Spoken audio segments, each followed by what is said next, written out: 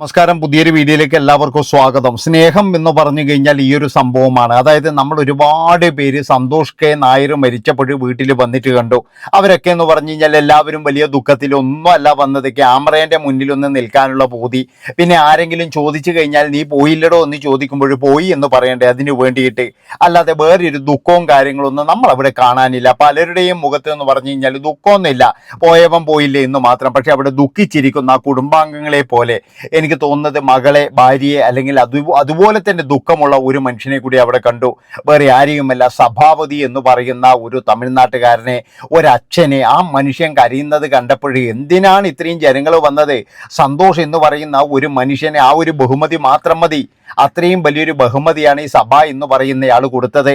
വർഷങ്ങൾക്ക് മുമ്പ് തമിഴ്നാട്ടിൽ നിന്നും വന്ന് ഇവിടെ ഭാര്യയും മക്കളും എല്ലായിട്ട് ജീവിക്കുമ്പോൾ 2 മക്കൾ കല്യാണം കഴിച്ചു സ്വദേശത്തേക്ക് പോവുകയും ഭാര്യ മരിച്ചു പോവുകയും ചെയ്തു. അതിനുശേഷം സ്ഥിരമായിട്ട് സന്തോഷ് എന്ന് പറയുന്നയാളുടെ സിനിമാ താരത്തിൻ്റെ വീട്ടിലായിരുന്നു ഇദ്ദേഹത്തിന് ജോലി. അപ്പോൾ ആ ഒരു കരച്ചിൽ നിന്നും നമുക്ക് മനസ്സിലാകുന്ന കാര്യം എന്താ പറയുക, ഈ സന്തോഷ് എന്ന് പറയുന്നൊരു മനുഷ്യൻ അയാൾക്ക് കൊടുത്തിരിക്കുന്ന ഒരു വാല്യൂ ആണ്, അതുപോലെ അയാൾക്ക് കൊടുത്തിരിക്കുന്ന ഒരു സ്നേഹമാണ്. അതാണ് നിങ്ങൾ മനസ്സിലാക്കേണ്ടത്. ആ ഒരു മനുഷ്യൻ ഇത്രമാത്രം ഒരു വിഷമം ഉണ്ടെങ്കിൽ നിങ്ങൾ ആലോചിച്ച് നോക്ക്. ആ വീട്ടുകാർക്കുള്ളതുപോലെ അതേപോലെ തന്നെയുള്ളൊരു വിഷമമാണ് ആ മനുഷ്യനുമുള്ളത്. ആ മനുഷ്യന് ചിലപ്പോൾ കോടികൾ കൊടുത്തിട്ടോ അല്ലെങ്കിൽ വേറെ ഒന്നും കൊടുത്തിട്ടോ ഒന്നും ആയിരിക്കില്ല. പക്ഷെ സന്തോഷ് എന്ന് പറയുന്ന മനുഷ്യൻ കൊടുത്തതിൻ്റെ സ്നേഹമാണ് സഭ എന്ന് പറയുന്ന ഒരു മനുഷ്യൻ ഇന്നലെ പൊട്ടിക്കരഞ്ഞുകൊണ്ട് അവിടെ ഇരുന്നപ്പോഴേ ഒരാൾ പോലും ഒന്ന് ആശ്വസിപ്പിക്കാനില്ല, അല്ലെങ്കിൽ ഒരാൾ പോലും ഒന്ന് എഴുന്നേറ്റ് ഒന്ന് ആ കസേരയിൽ ഇരുത്താനില്ല. കാരണം എന്താ, അയാളുടെ മുണ്ടും ഷർട്ടൊക്കെ എന്ന് പറഞ്ഞു കഴിഞ്ഞാൽ മുഷിഞ്ഞതായിരുന്നു. തൊട്ട് കഴിഞ്ഞാൽ ചിലപ്പോൾ മാറുമോ എന്നുള്ളൊരു ഭയമുണ്ടാകാം, ഇല്ലെങ്കിൽ അയാളുടെ വിയർപ്പ് കണങ്ങൾ തൻ്റെ മേലെയാകുമോ എന്നുള്ളൊരു ഭയമുണ്ടാകാം, ഇല്ലെങ്കിൽ താൻ അടിച്ചിരിക്കുന്ന സെന്റിന് അത്രത്തോളം ആ ഒരു മനുഷ്യൻ വന്നു കഴിഞ്ഞാൽ പിന്നെ എനിക്ക് ആളകൂട്ടത്തിൽ എങ്ങനെ ഇറങ്ങാനാകും എന്നുള്ള ഭയമുള്ളത് കൊണ്ടാകാം ഒരു മനുഷ്യന്മാർ പോലും ആ മനുഷ്യനെ ഒന്ന് ആശ്വസിപ്പിക്കാനോ അല്ലെങ്കിൽ ഇവിടെ ഇരിക്കൂ എന്ന് പറഞ്ഞൊരു കസേരയിൽ ഇരുത്താനോ അല്ലെങ്കിൽ ഒരു കുപ്പി ഒരു ഗ്ലാസ് വെള്ളം കൊണ്ട് കൊടുക്കാനോ ഉണ്ടായിരുന്നില്ല. ഒരു 10-80 വയസ്സ് തോന്നിക്കുമെന്നാണ് എനിക്ക് തോന്നുന്നത്. ആ മനുഷ്യൻ വന്ന് അവിടെ കരഞ്ഞപ്പോഴേ കൃത്യമായി പറഞ്ഞു കഴിഞ്ഞാൽ സന്തോഷ് എന്ന് പറയുന്ന ഒരു മനുഷ്യൻ ആരാണ്, സന്തോഷ് എന്ന് പറയുന്ന ഒരു നടൻ ആരാണെന്ന് കൃത്യമായിട്ട് നമുക്ക് മനസ്സിലായി. കാരണം അത്രത്തോളം ആ ഒരു സ്നേഹിക്കുന്നുണ്ടെങ്കിൽ എന്തൊക്കെയായിരിക്കും ആ മനുഷ്യന് ആ ഒരു സന്തോഷം എന്ന് പറയുന്ന യജമാനൻ. നിങ്ങളൊന്ന് ആലോചിച്ച് നോക്ക്. അപ്പം അങ്ങനെയുള്ള യജമാനന്മാരും അതുപോലെ തന്നെ മുതലാളിമാരും ഒരുപാടുണ്ടെങ്കിലും ഇന്നലെ ഒരു വ്യത്യസ്തമായ ഒരു കാഴ്ച തന്നെയായിരുന്നു. അത് കണ്ടിട്ട് കണ്ണ് നിറയാത്ത മലയാളികൾ ഉണ്ടോ എന്ന് ചോദിച്ചു കഴിഞ്ഞാൽ ഇല്ലാന്നേ ഞാൻ പറയുള്ളൂ. ഒരുപാട് പേരുടെ കണ്ണ് നിറഞ്ഞ കാഴ്ച തന്നെയാണ് ആ ഒരു കണ്ടത്. ഇന്നലെ നമ്മൾ മറ്റൊരു കാര്യം എന്ന് പറഞ്ഞു കഴിഞ്ഞാൽ സിനിമാ താരങ്ങൾ വന്നിട്ടുണ്ടായിരുന്നു, അതുപോലെ തന്നെ നാട്ടുകാരുണ്ട്, സാംസ്കാരിക പ്രവർത്തകരെല്ലാവരും ഉണ്ട്. അവരൊക്കെ വരുമ്പോഴെന്ന് പറഞ്ഞു കഴിഞ്ഞാൽ ഇത് വരുന്നത് ഈ ഒരു മരണ വീട്ടിലേക്കാണോ എന്ന് പോലും നമ്മൾ ചിന്തിക്കാറുണ്ട്. കാരണം കൂളിംഗ് ഗ്ലാസ് ഒക്കെ ആയിട്ട് എന്തൊരു വൃത്തികെട്ട പരിപാടിയാണ് ഈ കൂളിംഗ് ഗ്ലാസ് ഒക്കെ ഇട്ട് വന്നിട്ട് റീത്തൊക്കെ വെക്കുക. റീത്തും കൊണ്ട് വരുമ്പോഴും കൂളിംഗ് ഗ്ലാസ്, ഇതെന്താ കണ്ണിനെന്താ വേറെ എന്തെങ്കിലും പ്രശ്നമുണ്ടാ? എനിക്ക് അതാണ് ചോദിക്കാനുള്ളത്. ഞാൻ ഇന്നലെ കണ്ടു ഈ എന്താ പറയണ്ടേ അമ്മയുടെ റീത്തും പിടിച്ച് ഒരു സ്ത്രീ വരുന്നത്, അവർക്കൊക്കെ എന്ന് പറഞ്ഞാൽ കണ്ണടയൊക്കെ ഇട്ട് വലിയ പോസിൽ. എന്താണ് ഇതിൻ്റെ ആവശ്യം? അതാണ് എനിക്ക് ചോദിക്കാനുള്ളത്. ഒരു മരണ വീട്ടിൽ നിങ്ങൾ വരാതിരിക്കുന്നതാണ് നല്ലത്. ദൈവത്തെ ഓർത്തിട്ട് സിനിമാ താരങ്ങൾ ഇങ്ങനെയുള്ള കോപ്രായങ്ങൾ കാണിക്കാൻ വേണ്ടി വരാതിരിക്കുന്നതാണ് നല്ലത്. അതായത് എന്തിനാ മനുഷ്യനെ, എന്തിനാ ഈ നാട്ടുകാരെ കൊണ്ട് പറയുന്നത്? ഇതിപ്പോഴെന്ന് പറഞ്ഞാൽ മരണ വീട്ടിൽ വന്നു കഴിഞ്ഞാലും ഒരു ഷോയാണ്, കല്യാണത്തിന് പോയി കഴിഞ്ഞാലും ഒരു ഷോയാണ്. കല്യാണത്തിന് പിന്നെ കുഴപ്പമില്ല, കാരണം എന്താ അങ്ങനെയുള്ളൊരു സ്ഥലമല്ലേ, എന്തോ ചെയ്യട്ടെ എന്ന് വെക്കാം നമുക്ക്. പക്ഷെ മരണ വീട്ടിൽ കൂളിംഗ് ഗ്ലാസും ഇതൊക്കെ ഇട്ട് വരും. ഇവർക്ക് മാത്രം എന്താ പ്രത്യേകം ഞങ്ങളെന്തോ ഒരു വലിയ സംഭവമാണ്, അല്ലെങ്കിൽ ഞങ്ങളാണ് ഇവിടുത്തെ എന്തോ ഒരു കൊണാൻഡ്രമാർ എന്നുള്ള തരത്തിലാണ് ചില ടീമുകൾ പോയിട്ട് കൂളിംഗ് ഗ്ലാസ്. എന്തൊരു വൃത്തികെട്ട പരിപാടിയാണ്. അതാണ് ഞാൻ ആലോചിക്കുന്നത്. അതായത് കല്യാണ വീട്ടിൽ പോകുന്നത് പോലെയാണോ മരണ വീട്ടിൽ പോകുന്നത്? അപ്പം അതുകൊണ്ട് ഞാൻ പറയുകയാണ്, ഇങ്ങനെയുള്ള പ്രഹസനങ്ങൾ കാണിക്കുന്ന താരങ്ങൾ ദൈവത്തെ ഓർത്തിട്ട് നിങ്ങൾ മാറി നിൽക്കണം. കാരണം നിങ്ങൾക്ക് സിനിമ ഉണ്ടാവില്ല എന്നറിയാം. ഇതിപ്പോഴെന്ന് പറഞ്ഞു കഴിഞ്ഞാൽ ചില ആൾക്കാരൊക്കെ ഏത് സിനിമയിൽ അഭിനയിച്ച് നമ്മൾ ചോദിച്ച് മനസ്സിലാക്കേണ്ടി വരും.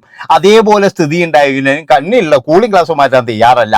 കൂളിംഗ് ഗ്ലാസ് മാറ്റിക്കഴിഞ്ഞാൽ ഞങ്ങളുടെ കണ്ണിലെ ആ ഒരു സങ്കടം അല്ലെങ്കിൽ ആ ചിരി എല്ലാവരും കണ്ടുപോയാലോ എന്നുള്ളൊരു ഭയമായിട്ടാണ് എനിക്ക് തോന്നുന്നത്. അതുകൊണ്ട് തന്നെ പല മരണങ്ങൾക്കും വരുന്ന ഇവറ്റകളോട് എനിക്ക് പറയാനുള്ളത് എനിക്ക് പുച്ഛം മാത്രമാണ്. കാരണം ഇങ്ങനെ കൂളിംഗ് ഗ്ലാസും കാര്യങ്ങളൊക്കെ ആയിട്ട് വന്നിട്ട് പ്രഹസനം കാണിക്കുന്ന കുറേ ആൾക്കാരുണ്ട്, അവരോട് എനിക്ക് പുച്ഛം മാത്രമാണ്. അതുകൊണ്ട് ദൈവത്തെ ഓർത്തിട്ട് ഇമാതിരി തോന്നിയവാസത്തിന് നിങ്ങൾ വരരുത്. കാരണം നിങ്ങൾ വന്നിട്ടില്ല എന്ന് കരുതിയിട്ട് ഇവിടെ ഒന്നും സംഭവിക്കാൻ പോകുന്നില്ല. പിന്നെ മറ്റൊരു കാര്യം, സഭാപതിയെ പോലെയുള്ള ആൾക്കാർ സഭയെ അയാളെയൊക്കെ എന്ന് പറഞ്ഞാൽ അവിടെ ഇരുത്തണം. ഒരു 500 സിനിമാ താരങ്ങൾക്ക് ഒരു സഭ മതി. അതാണ് എനിക്ക് തോന്നിയിട്ടുള്ളത്. കാരണം അത്രത്തോളം സ്നേഹമുള്ള മനുഷ്യൻ, ആ സ്നേഹമുള്ള മനുഷ്യന് മാത്രമേ ആ ചടങ്ങിൽ പങ്കെടുക്കേണ്ട അധികാരമുള്ളൂ എന്ന് എനിക്ക് പറയാനുള്ളൂ. അല്ലാതെ എന്ന് പറഞ്ഞു കഴിഞ്ഞാൽ ഇപ്പം നമ്മൾ മരണ വീട്ടിൽ പോകാറുണ്ട്, നമ്മളെല്ലാം പോകുന്നതാണ് എന്ന് വെച്ച് നമ്മളാരും കൂളിംഗ് ഗ്ലാസും അല്ലെങ്കിൽ മറ്റേ ഇതൊന്നും ഇട്ടിട്ടൊന്നല്ല പോവാ. നമ്മൾ മരണം കേട്ട് കഴിഞ്ഞാൽ നമ്മൾ പോയിട്ട് ആ ദുഃഖത്തിൽ പങ്കുചേരും. അല്ലാതെ അവിടെ കിടന്നിട്ട് എന്ന് പറഞ്ഞു കഴിഞ്ഞാൽ ഞാനെന്തോ വലിയ സംഭവമാണ് എന്നുള്ള തരത്തിൽ ഈ സിനിമാ താരങ്ങൾക്ക് മാത്രമേ ഉള്ളൂ. വേറെ ആയിട്ട് ഞാൻ കണ്ടിട്ടില്ല, വേറെ ഒരു പരിപാടിക്ക് പോലും ഞാൻ കണ്ടില്ല. സിനിമയിൽ അഭിനയിച്ചവനാണോ അവനാണെങ്കിലും എന്ന് പറഞ്ഞാൽ അവൻ ഒന്നുകിൽ ഈടെ ഗ്ലാസ് വെച്ചിട്ടുണ്ടാവും, അല്ലെങ്കിൽ അതിൽ അവരധികം തന്നെയാണ്. പക്ഷേ ഈ മരണ വീട്ടിൽ വരുമ്പോൾ എൻ്റെ പൊന്നു സഹോദരന്മാരെ, നിങ്ങളൊന്ന് ഊരി വെച്ച് വണ്ടിയിൽ വെക്കോ, അല്ലെങ്കിൽ ഊരിയിട്ട് കീശയിൽ വിടുവോ, എന്താ പറ്റി? ഒരു സിമ്പിളായിട്ട് വന്നാൽ മതി. മനസ്സിലായോ? കണ്ണിൽ നോക്കിയിട്ടാണ് നമ്മൾ ദുഃഖം കാണേണ്ടത്. അങ്ങനെയാണ് ദുഃഖം നമ്മൾ മറ്റുള്ളവർക്ക്, അതായത് എനിക്ക് ദുഃഖമുണ്ട് അല്ലെങ്കിൽ എനിക്ക് ദുഃഖമില്ല എന്നൊക്കെ കണ്ണിൽ നോക്കിയിട്ടാണ്. അപ്പം ഞാൻ പറഞ്ഞു വരുന്നത്, സഭാപതി എന്ന് പറയുന്ന ഒരു മനുഷ്യൻ പാപമായതുകൊണ്ടും അയാൾക്ക് പൈസ ഇല്ലാത്തതുകൊണ്ടും അതുകൊണ്ട് മാത്രം അയാളെ അവിടെ സൽക്കരിച്ചിരുത്താനോ, ഇല്ലെങ്കിൽ സൽക്കരിക്കൊന്നും വേണ്ട, ഒന്ന് ഇവിടെ ഇരിക്കൂ എന്ന് പറയാൻ വേണ്ടിയിട്ട് പോലും ഒരാളില്ല. അയാൾ ആ നിലത്ത് ശരിക്കും തളർന്ന് വീണപ്പോൾ കൂടി ഒരു മനുഷ്യന്മാർ പോലും അങ്ങോട്ട് തിരിഞ്ഞു നോക്കിയിട്ടില്ല. ഏതോ ഒരുത്തൻ എടുത്തിട്ടൊരു വീഡിയോ നമുക്ക് കിട്ടിയതുകൊണ്ട് വലിയ ഗുണമായി എന്നേ ഞാൻ പറയുള്ളൂ. അപ്പം ഞാൻ പറഞ്ഞു വരുന്നത് എന്താണെന്ന് വെച്ച് കഴിഞ്ഞാൽ, പ്രഹസനങ്ങൾ കാണിക്കാതിരിക്കുക. കാരണം നമ്മുടെയൊക്കെ മരണാന്തരത്തിലും നമ്മളെയൊക്കെ സ്നേഹിക്കുന്നുണ്ടെങ്കിൽ ഇതുപോലെയുള്ള യഥാർത്ഥ സ്നേഹിതരെയാണ് നമ്മൾ തിരിച്ചറിയേണ്ടത്. അല്ലാതെ എന്ന് പറഞ്ഞു കഴിഞ്ഞാൽ എന്തെങ്കിലും ഒരു ചടങ്ങിന് വന്നിട്ട് അയ്യോ ഇനി അവൻ പോയതോട് കൂടിയിട്ട് അത് തീർന്നു എന്നുള്ള തരത്തിലുള്ള ആൾക്കാരെയല്ല. ഇതൊക്കെ എന്ന് പറഞ്ഞാൽ യഥാർത്ഥ സ്നേഹം എന്ന് പറഞ്ഞു കഴിഞ്ഞാൽ ഈ സഭയെ പോലെയുള്ളവരാണ്. എനിക്ക് വളരെയധികം സന്തോഷം തോന്നിയ ഒരു നിമിഷം തന്നെയായിരുന്നു ഇന്നലെ. കാരണം സന്തോഷം എന്ന് പറയുന്നൊരു മനുഷ്യൻ ഇത്രത്തോളം മനസ്സിലാക്കിയ ഒരു വ്യക്തി, അതും ഒരിതുമില്ലാതെ. കാരണം നമുക്ക് എല്ലാവർക്കും അറിയാം, കാരണം എല്ലാവർക്കും എന്ന് പറഞ്ഞാൽ ജോലിക്കാരെന്ന് പറഞ്ഞു കഴിഞ്ഞാൽ ജോലി ചെയ്തു കഴിഞ്ഞു, അത് കഴിഞ്ഞാൽ പറഞ്ഞു കഴിഞ്ഞാൽ അവൻ്റെ ആ ഒരു പണി കഴിഞ്ഞാൽ പിന്നെ അവൻ അവിടെ നിൽക്കത്തില്ല, പിന്നെ അടുത്ത പണിയുമായിട്ട് പോകും. പക്ഷെ ഇവിടെ ആ ഒരു മനുഷ്യന് കൊടുക്കുന്ന ഒരു റെസ്പെക്റ്റും കാര്യങ്ങളും ഒക്കെ കൊണ്ടാണ് ആ മനുഷ്യൻ എന്തിനങ്ങനെ കരഞ്ഞു പോയത്. അത് യഥാർത്ഥത്തിലുള്ള കരച്ചിലാണ്, അല്ലാതെ യാതൊരു തരത്തിൽ അഭിനയിക്കുന്നതോ അല്ലെങ്കിൽ വേറെ ഒന്നുമല്ല. ആ ഒരു കരച്ചിൽ കണ്ടു കഴിഞ്ഞാൽ എൻ്റെ പൊന്നും മക്കളെ, ഇമാതിരി അത് ഭയങ്കര ഒരു സംഭവമാണ് ആ കരച്ചിൽ. എനിക്ക് ഭയങ്കര ഇഷ്ടപ്പെട്ടു പോയിനായിരുന്നു ആ മനുഷ്യനെയൊക്കെ ചേർത്ത് നിർത്തണം നമ്മൾ, അതാ വേണ്ടതാണ്, ചേർത്ത് നിർത്തണം. അത്രത്തോളം അവിടെ ബന്ധത്തിൽ വെച്ച് എന്ന് പറഞ്ഞാൽ എനിക്ക് തോന്നുന്നത് ആ മകളെയും ഭാര്യ മകള് അതുപോലെ തന്നെ ഈ ഒരു പണിക്കാരൻ, ഇവരുടെ ആ ഒരു സങ്കടം, അതാണ് സന്തോഷം കിട്ടിയ ഏറ്റവും വലിയ ബഹുമതി എന്നേ ഞാൻ പറയുള്ളൂ. സന്തോഷ് ഭാഗ്യവാനാണ്. കാരണം ബാക്കി ചില ആൾക്കാരൊക്കെ എന്ന് പറഞ്ഞു കഴിഞ്ഞാൽ എന്താ പറയുക, പൈസയും പണവും കാര്യവും നോക്കിയിട്ട് നടക്കുമ്പോൾ സന്തോഷ് ആ ഒരു മനുഷ്യനെ അങ്ങനെ ചേർത്ത് നിർത്തിയിട്ടുണ്ടെങ്കിൽ അയാൾ വലിയ മനസ്സിൻ്റെ ഉടമയാണെന്നേ ഞാൻ പറയുള്ളൂ. പലരും എന്ന് പറഞ്ഞു കഴിഞ്ഞാൽ പണിക്കാരെ ദ്രോഹിക്കാനും അവർക്ക് ശമ്പളം കൊടുക്കാതിരിക്കാനും അല്ലെങ്കിൽ പണി ഒരുപാട് ചെയ്യിക്കാനും ഒക്കെ നോക്കുമ്പോഴേ ചിലപ്പോൾ സന്തോഷ് എന്ന് പറയുന്ന ഒരു മനുഷ്യൻ അദ്ദേഹത്തിൻ്റെ പ്രായം കണക്കൂട്ടിയിട്ടുണ്ടാകാം, അല്ലെങ്കിൽ ഒരു അച്ഛനെ പോലെ സ്നേഹിച്ചിട്ടുണ്ടാകാം, ഇല്ലെങ്കിൽ ഒരു ജ്യേഷ്ഠനെ പോലെ സ്നേഹിച്ചിട്ടുണ്ടാകാം. എന്തൊക്കെ ആയിക്കഴിഞ്ഞാലും സന്തോഷ് എന്ന് പറയുന്ന മനുഷ്യനെ, ആ മനുഷ്യൻ്റെ മനസ്സിലും അദ്ദേഹത്തിൻ്റെ വീട്ടുകാരുടെ മനസ്സിലും ദൈവത്തിന് തുല്യമായിരിക്കും. നന്ദി, നമസ്കാരം.